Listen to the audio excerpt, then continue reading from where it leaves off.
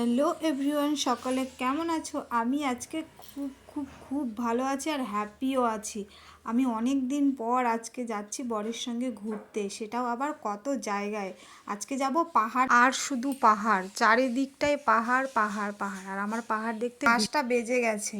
আমি উঠেছি সেই 3টার দিকে, উঠে স্নান করে পুজো সেরে ঘরের যা কাজ ছিল সেগুলো সেরে এখন 4:45 বেজে গেছে। এখন আমি রেডি হতে পারিনি ফুল। তো চলো তাড়াতাড়ি রেডি হয়ে যাই, কারণ যখন তখন আমার হাজব্যান্ডের বন্ধুরা চলে আসবে।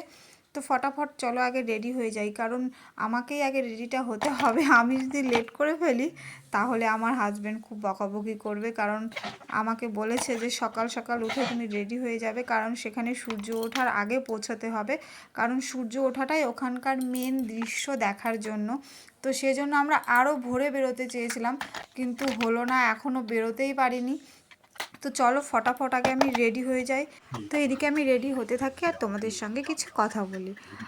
পাহাড়ে যাওয়ার কোনো কথা ছিল না, হঠাৎ করে ঠিক হলো যে আমাকে পাহাড়ে ঘুরতে নিয়ে যাবে।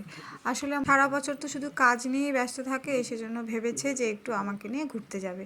তাই এবার রবিবারের দিনটা বেছে নিয়েছে আমাকে নিয়ে ঘুরতে যাবে। সেজন্যই আমি তো খুব খুশি যে অনেক দিন পর ঘুরতে যাচ্ছি আর এত সুন্দর জায়গায়। আজকে পুরোটা দিন শুধু ঘুরবো আর রাতে বাড়ি ফিরবো।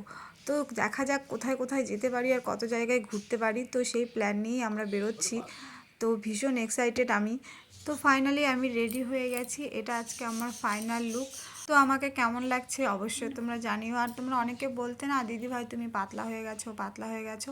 তো দেখো আমি আবার মোটা হতে শুরু করেছি, কারণ আমার শরীরটা এখন সুস্থ হয়ে গেছে সেজন্য।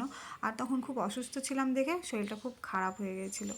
আর এদিকে আমার হাজব্যান্ডের বন্ধু চলে এসছে, এসে বলছে তো আমাদের হয়েছে কি না। তো আমাদের হয়ে গেছে সেটাই বলছে, আর ওরা একটু গল্প করছে। আর এটা হচ্ছে আমার হাজব্যান্ডের বন্ধু। তো চলো এখন আমরা বেরোবো। তো সব কিছু রেডি হয়ে গেছে, শুধু এখন বেরোনোর পালা। আর কিছু সোয়েটার নিয়ে নিচ্ছি, কারণ রাস্তাতে এত ভোরে বেরোচ্ছি, রাস্তাতে খুব ঠান্ডাও লাগতে পারে। আর এমনি তো এখন শীতের টাইম, ব্যাঙ্গালোরে সেরকম শীত না হলেও ভোরের টাইমে কিন্তু প্রচুর হাওয়া দেয়। আর এই দেখো এখনও রাত হয়ে আছে, এখানে 6টা বাজে, মানে এখনও কোনো সকাল হয়নি। এখানে সকাল হবে ঠিক 7টার দিকে, সেজন্য এখনও অন্ধকার হয়ে আছে আর পুরো সবাই ঘুমোচ্ছে। আমরাই মনে হচ্ছে এত সকালে উঠেছি। তো এখন গেটের মধ্যে তালা দিয়ে দিচ্ছি, কারণ এখন আমরা সারাদিনের মনে বেরিয়ে যাচ্ছি তাই। তো চলো তাড়াতাড়ি করে গাড়িতে উঠে পড়ি। তারপরে আজকে সারাটা দিন কত ঘুরছি, কত আনন্দ করছি, কত মজা করছি, সবটাই তোমাদের সঙ্গে শেয়ার করব। তো চলো যাওয়া যাক। আর এটা হচ্ছে আমাদের বিল্ডিং, এই বিল্ডিংয়ের গ্রাউন্ড ফ্লোরে আমরা থাকি।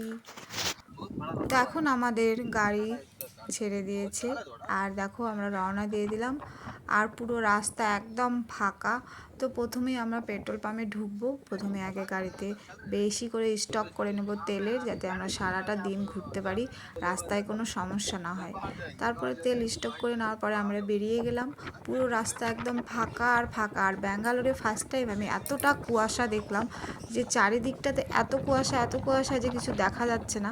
ব্যাঙ্গালোরে আমি এরকম কুয়াশা কখনো এর আগে দেখিনি, কিন্তু ভালো লাগছে, মনে হচ্ছে আমি নিজের দেশে আছি, নিজের জায়গায় আছি, সেই ফিলটা আবার ফিরে পেলাম, এরকম মনে হচ্ছিল সে সময়টায়।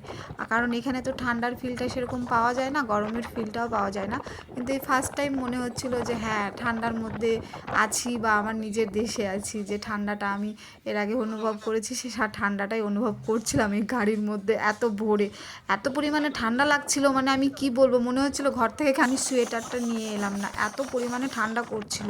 আর আমি তো ভাবতে পারিনি যে এতটা ঠান্ডা করবে, সেজন্য আমরা সেরকম সোয়েটার টোয়েটার কিছুই নেইনি, একদম সিম্পলভাবে এসছি। আমার হাজব্যান্ডও সোয়েটার পরেনি, সবাই ঠান্ডায় কাতর হয়ে গেছে, মানে কারো মুখ দেওয়ার কথা বেরোচ্ছে না। আর দেখো ফাইনালি আমরা কাছাকাছি চলে এসেছি। এই দেখো পাহাড় দেখা শুরু হয়ে গেছে, এখানে খালি চারিদিকটাই পাহাড়, এদিকে পাহাড় ওদিকে পাহাড়।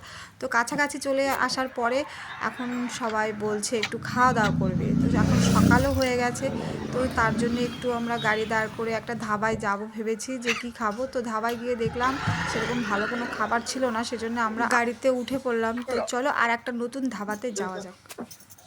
আজকে আমার ভিডিওটা এখানেই শেষ করলাম, এরপরে পার্ট 2 ভিডিও নিয়ে আসছি। এর ভিডিওটা কিন্তু অনেক বড় হবে, ছোট কিন্তু হবে না, কারণ আমরা অনেক ঘুরেছি, পুরো দিনের ঘুরেছি, পুরো দিনের ভিডিও তোমাদের সঙ্গে শেয়ার করবো। Tata bye.